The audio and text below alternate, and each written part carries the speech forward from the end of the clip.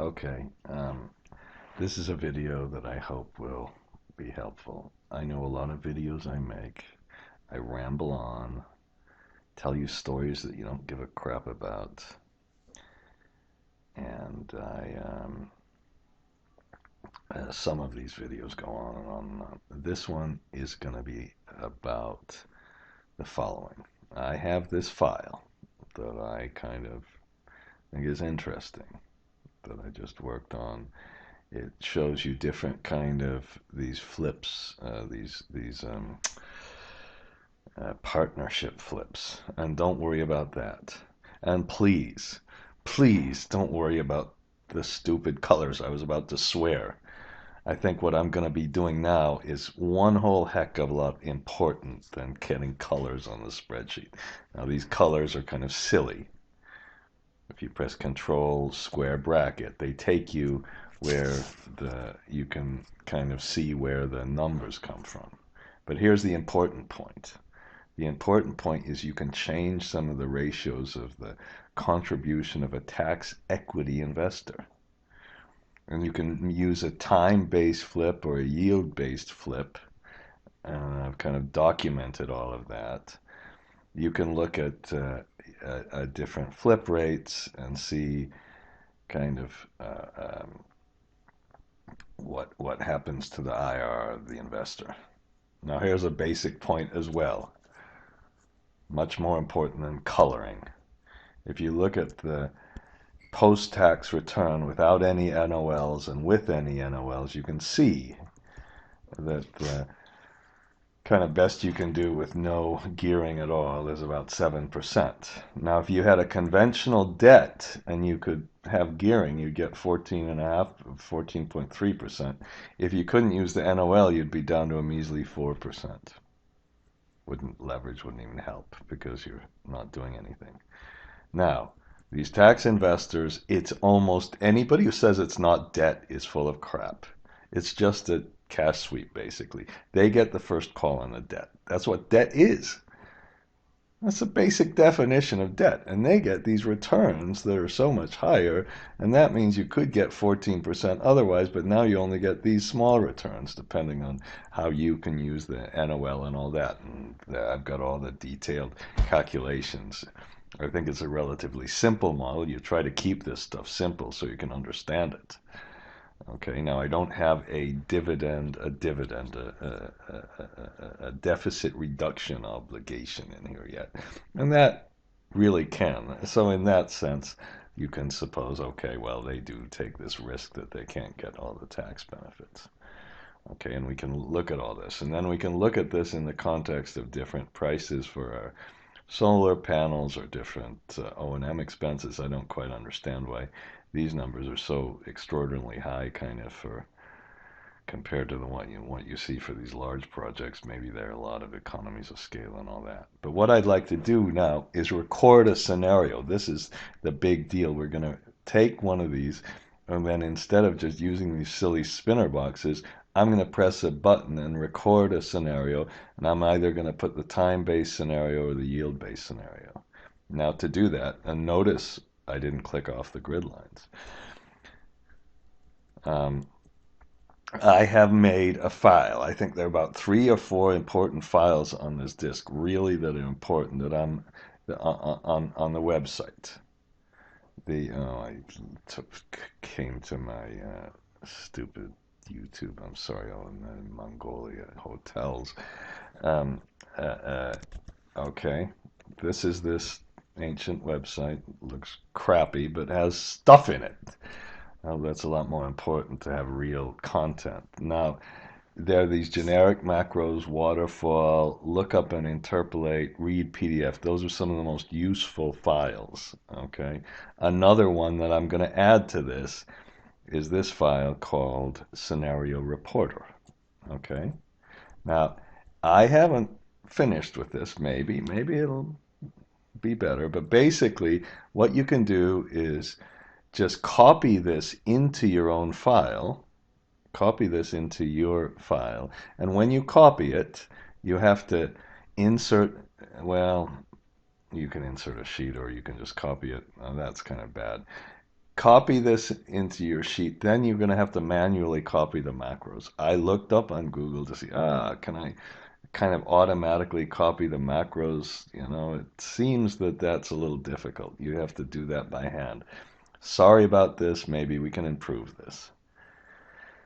Then here's what you do. This one, you copy and paste the scenario sheet name, really, but I had to use a different function here. I'm sorry about just getting screwed up on that one. And then here's what you're going to do. You're going to attach a bunch of links. So these are going to be the links from the other sheet. I'll make them colors, but I'm not going to go obsessive about it. Okay, and then you make sure that all of these rows and columns up here correspond to the right thing. So we have a scenario number. This is the key, and a scenario name. And the scenario name right now, the scenario number is in this column.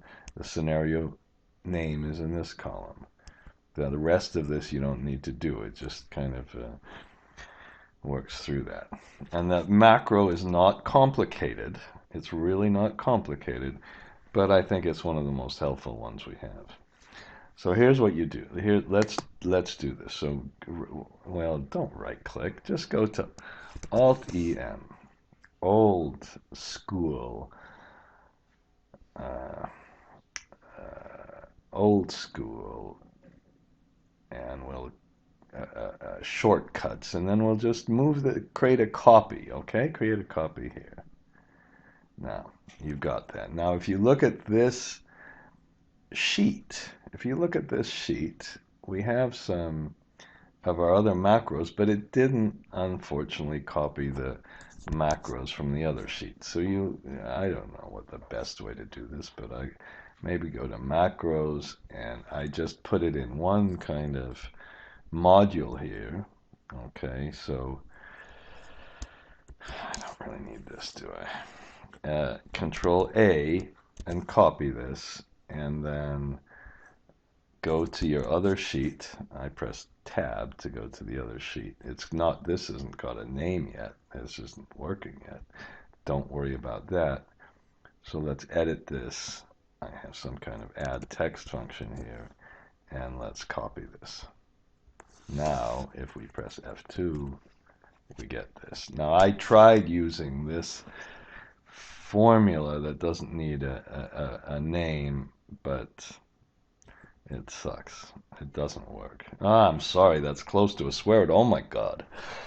Okay, now the next thing you do is let's just do it as fast as we kind of can. Let's copy kind of all of these things. I don't need the sources and uses.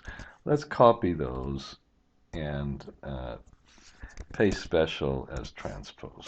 Okay, and then perhaps we can also let's format this a little, kind of wasting your time a bit, and then let's do the same thing over here. Let's put a equal transpose function. Okay, and go and get all of the stuff. Shift Control Enter.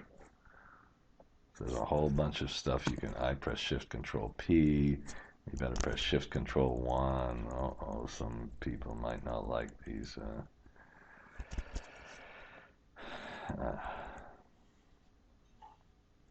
Shortcut keys. Okay, and then let's also copy some of the inputs. Okay, so we'll just do the same thing over here. Alt-ES and transpose. I could have pressed E. All right, wrap the text. Maybe center it. It's wasting a bunch of time on formatting. Excuse me. Should get shot for that. Okay, let's put the transpose in and then get the... Oh, look, at least I don't have any... How I can't remember how many did I go all the way. Okay, Shift Control P. I know you don't like my very few people like the generic macros, but there we have it. Okay, we have some blanks here. And then finally, let's go and get our operating parameters. Copy this and edit paste special transpose and equal transpose. I don't know if there's any, I can't imagine a magic trick to kind of get this working more quickly. So now we have all of our scenarios. Okay, and make them wider and all that stuff eventually. And let's press Shift alternate right arrow and Shift alternate right arrow just to get rid of these little things in between. Okay, I could have Control space bar, Shift Control right, Shift Alt right arrow. I am making a shortcut video, my existing shortcut video. I kind of looked at it, which I hate. Looking at your videos is like reading, a novel you wrote or something. It's just horrible. And then let's make it a little wider. Okay. And whoops, it looks like I missed. No, I didn't. I didn't miss those.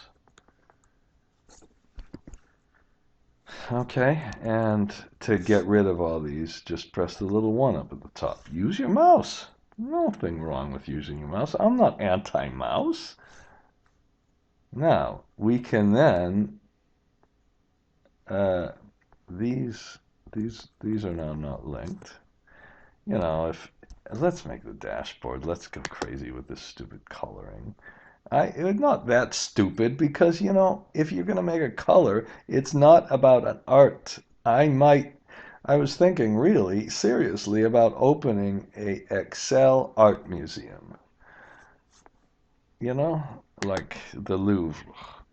And get the most colorful, beautiful Excel stuff you want. But that's not what they're supposed to be about. They're supposed to tell you where things are going to come from. That's what you use. Press Shift Control C, and you can see what's an input and where they come from. Okay? All right, just to let you know. Now, we have all of this. Now, the first thing I'm going to do is save. Okay, because I don't want to do this again. And whenever you're going to start using macros, you better save this. Now we have this scenario clear button, and we can assign the scenario tab button. Now this scenario tab button, I'm just going to review it for a minute because I think it's important, and you can modify it, of course, however much you want. It's got a long input box that allows you to put a scenario name in there. If it's X, it removes the last scenario. You can kind of see how that works a little bit later. And then the way it really works is you define a ranged name. Let me see. You see if there's, and then you check. This is a big one here. Where's the match? The max here. Just a minute. There's the match. And you see, you kind of find the maximum number you have in this scenario column. That's really the whole way it works. So right now this is still in column 3. Okay. And then once you have that, then you match up the last scenario, and if it's not the first scenario, then you just start adding a new scenario. And when you add the scenarios, it just pastes special, nothing big deal. And when it pastes, it also puts a new scenario number in so that you can start the whole process over again. And then there's a clear thing that does kind of the same thing but much easier. It goes to see how many things you have, and then it just says delete those rows. And then you can also remove the last scenario, so you can look at that and look at the input box and all that. So now let's clear the scenarios. Okay, it just cleared them all. Maybe I should press Shift Control 7 here. I don't know if that violates some kind of official formatting stuff here. I forgot to press Shift alternate right arrow here to get rid of that one. Okay, now let's make a new scenario. So how about now I can do the same thing. I'm going to record this. This was our time-based scenario. We could do the same thing for a yield-based scenario, and I'm not going to, waste your time with that. And then we could also, why don't I put here clear?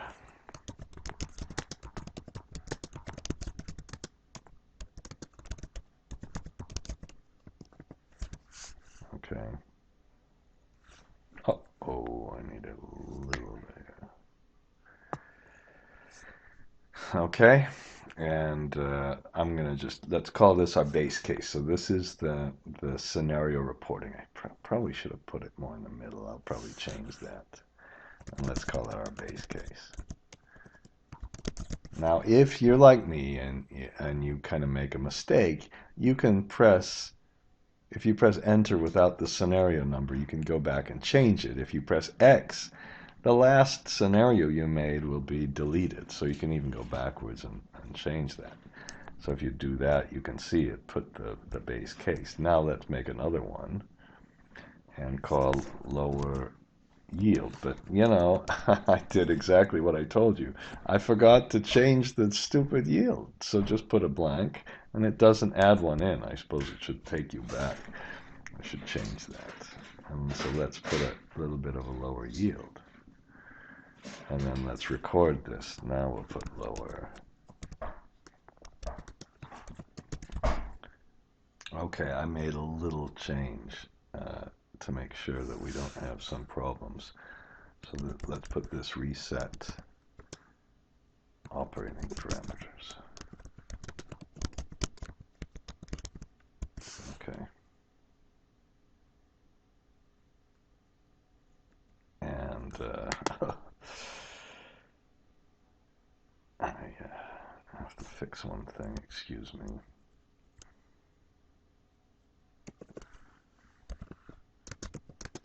I made a little error trap. So you can look at this, okay?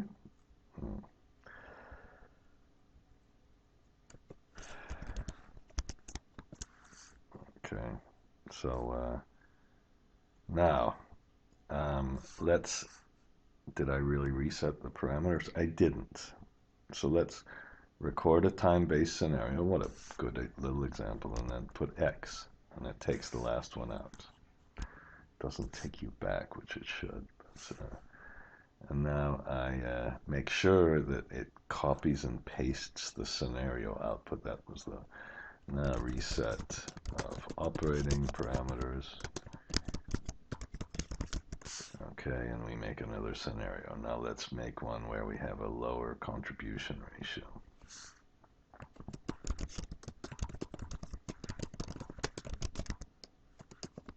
Okay, and we have another scenario. Now let's say we put this back.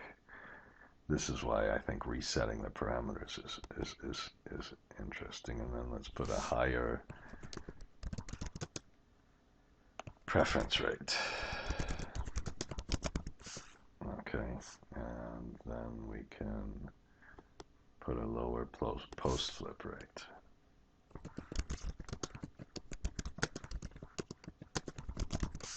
Okay, and let's say I made a mistake on that. I don't want to put that one in.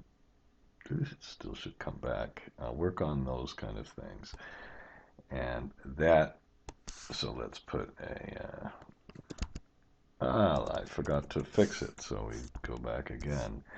And then let's say that we want to make that to be 1 instead. And then we put